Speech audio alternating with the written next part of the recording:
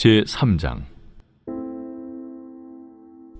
아내들아, 이와 같이 자기 남편에게 순종하라.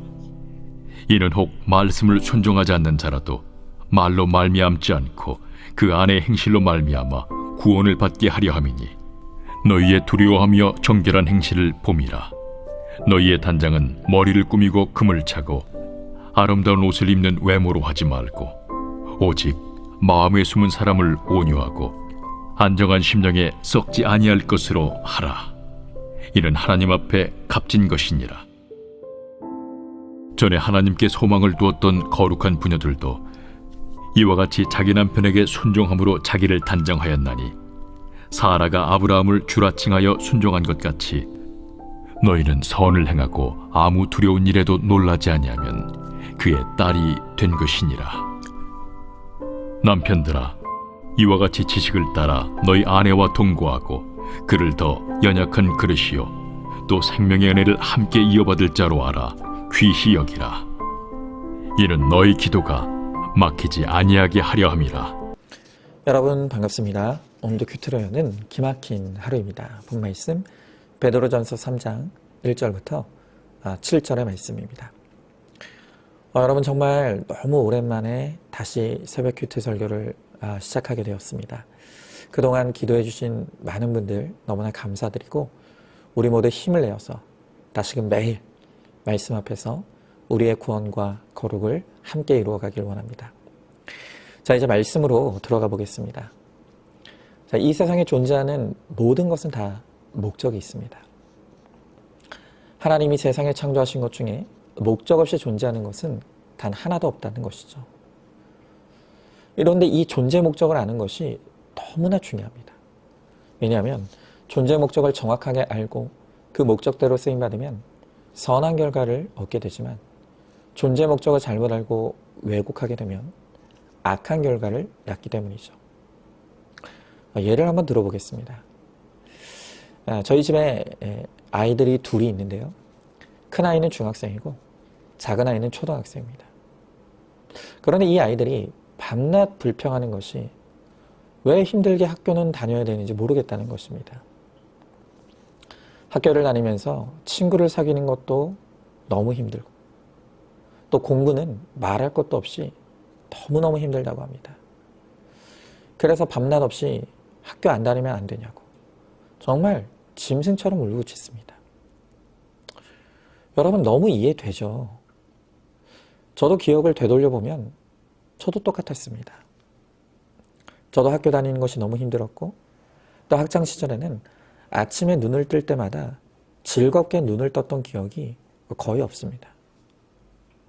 여러분 도대체 왜 우리는 이렇게 힘들게 학교를 다녀야 합니까? 다시 말하면 학교의 존재 목적이 도대체 뭐길래 우리는 이렇게 힘들게 학교를 다녀야 합니까? 여러분 만약 학교의 존재 목적을 즐겁게 노는 놀이터로 이해한다면 학교는 갈 필요가 없는 곳입니다. 당연히 뛰쳐나와야 될 곳이 학교죠. 그러나 학교의 존재 목적은 재미도 아니고 즐거움도 아닙니다. 학교가 존재하는 목적은 훈련과 성장에 있는 것입니다. 여러분 일단 학교는 우리의 지적 능력을 훈련하는 곳이죠. 다양한 과목을 배우면서 지식을 쌓아가고 사회 일원으로 자기 역할을 감당할 수 있도록 훈련하는 훈련의 장소입니다. 또한 학교는 사회성을 훈련하는 곳이기도 하죠. 학교에서 윗사람인 선생님, 동급생 친구, 또 선배와 후배 같은 다양한 관계를 경험하면서 거기서 수많은 관계의 시행착오를 통해 사회성을 훈련해가는 것, 그것이 바로 학교입니다. 여러분 학교의 존재 목적은 노는 데 있지 않습니다. 훈련하는 데 있습니다. 학교는 훈련소라는 것입니다. 그렇기 때문에 학교를 다니는 것은 기본적으로 힘든 것이 당연합니다. 그러나 힘들고 어려워도 학교에 붙어서 배우고 훈련하게 되면 반드시 성장과 성숙이라는 선한 열매를 맺게 되는 것이죠. 그러나 만약 학교의 존재 목적이 그저 즐겁게 노는 곳이라고 착각한다면 그 아이는 반드시 학교에 실망하게 됩니다. 학교를 떠나게 될 것입니다. 그러나 그렇게 힘든 것이 싫다고, 훈련받고 싶지 않다고 학교를 뛰쳐나와서 배우고 훈련하지 못하면 그 아이는 성장과 성숙을 이루기 힘들게 되는 것입니다. 여러분, 이처럼 존재 이유와 목적을 정확하게 아는 것이 이렇게 중요합니다. 자, 그러면 이제 바로 이런 맥락에서 우리가 한번 던져야 될 질문이 있습니다. 그러면 가정의 목적은 도대체 무엇이냐는 것입니다. 여러분, 결론부터 말하자면 성경은 하나님이 가정을 세우신 목적이 나의 행복과 즐거움이 아니라 하나님의 거룩을 이루기 위한 훈련의 장소라고 말씀하시는 것입니다. 여러분, 그러나 오늘날 대부분의 사람들은 가정의 목적을 완전히 오해하고 왜곡하고 말았습니다. 그래서 많은 사람들이 가정은 내 행복과 즐거움과 편안함을 위해 존재한다고 착각하는 것입니다. 여러분, 이렇게 가정의 목적이 성경 말씀과 완전히 다르게 왜곡되어 있기 때문에 사람들이 이렇게 말합니다. 이 결혼은 나를 행복하게 하지 못해요. 이 가정에서는 더 이상 얻을 게 없어요. 내 인생에 도움이 안 돼요. 자, 여러분, 왜 사람들은 이렇게 가정에서 실망하고 불행을 느낍니까? 왜 가정 생활이 힘들다고 합니까? 왜냐하면 가정의 목적을 왜곡했기 때문입니다.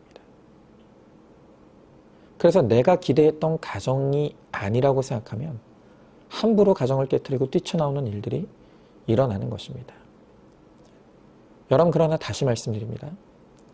하나님이 가정을 창조하실 때 가정을 창조하신 존재 목적은 내 행복이 아닙니다. 나의 거룩을 훈련하는 것입니다. 특히 하나님은 아내와 남편의 존재를 통해 서로의 수고를 통해 우리의 거룩을 훈련해 가십니다. 여러분, 오늘 성경을 보십시오. 오늘 1절에서는 아내들아 이와 같이 남편에게 순종하라고 합니다. 그리고 7절에서 남편들에게는 아내를 귀히 여기라고 합니다. 여러분, 그런데 아내가 남편에게 순종하는 것, 그리고 남편이 아내를 귀히 여기라 라고 말씀하시는 이 명령은 어려운 명령 정도가 아니라 그냥 불가능한 명령입니다. 왜 그렇습니까? 그러니까 우리는 누구라 할 것 없이 다 100% 죄인이기 때문입니다. 우리는 본성적으로 이타심이라고는 없는 이기적인 존재입니다. 뼛속까지 악한 존재입니다.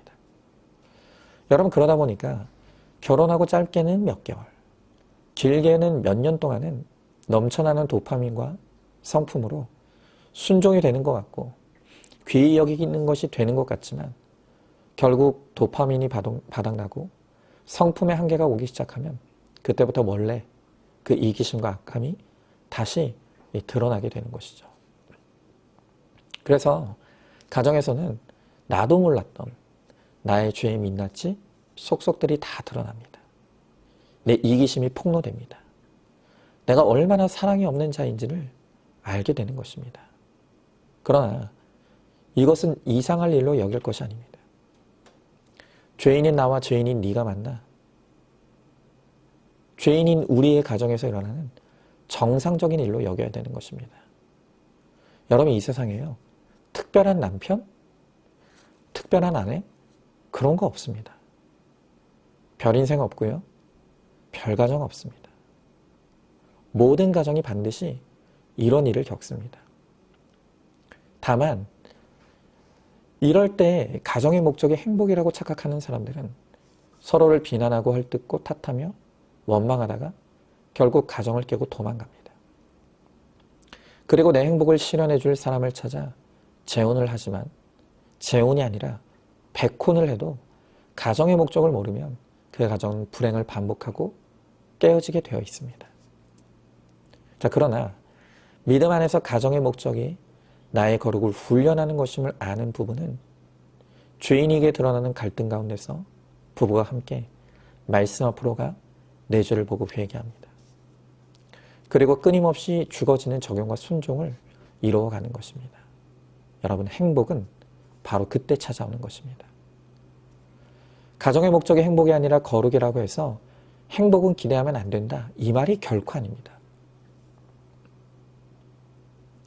여러분, 가정의 행복이라는 것은 부부가 서로의 수고를 통해 내가 100% 주인임을 깨달아 회개와 십자가의 죽어짐을 훈련하고 통과한 자에게만 주어지는 상급과 같은 것입니다. 여러분, 특별히 내 남편과 아내는 어쩌다 재수없어서 엮인 사람이 아니라 하나님이 내 죄를 깨달으라고 붙여주신 훈련의 대상이고 수고의 사람인 것입니다. 그런데 나는 이런 힘든 훈련이 싫다고 그저 행복과 편안함만을 원한다고 하는 사람에게는 행복은 저 멀리 보이기만 하는 무지개와 같은 그런 것일 뿐인 것입니다. 여러분, 존재의 목적을 모르면 고난은 불행이 되지만 목적을 알면 고난은 훈련이 됩니다. 마찬가지로 가정을 행복의 도구로 쓰면 반드시 깨어지지만 가정을 거룩의 도구로 받아들이면 반드시 진짜 행복을 얻고 누리게 되는 것입니다. 그래서 오늘도 내게 주신 배우자를 통해 회개와 죽어짐을 이루어서 거룩한 부부, 거룩한 가정으로 세워지고 하늘의 행복을 누리는 저와 여러분 우리 모두가 될 수 있기를 간절히 소망합니다. 자, 오늘도 적용 질문해 보겠습니다. 나는 무엇을 얻기 위한 가정을 무엇을 얻기 위한 곳으로 생각하고 있습니까? 내가 바꿔야 될 문제를 배우자 탓으로 돌리고 있지는 않습니까? 배우자의 수고를 통해 드러나는 나의 악과 죄는 무엇이라고 생각하십니까? 자, 오늘도 1월 19일 보석상자 우리 함께 나누도록 하겠습니다. 자녀들의 인생에도 깜깜하고 두려운 사건이 찾아옵니다. 그럴 때 부모는 바로 나 자신을 보아야 합니다. 말씀의 빛으로 나를 바라보고 내 죄가 깨달아지면 어떤 어두움도 하나님이 쓰시는 밝은 환경으로 변화됩니다. 아멘. 오늘도 큐키로 기막힌 하루를 살아내는 저와 여러분 우리 모두가 될 수 있기를 주님의 이름으로 축복합니다.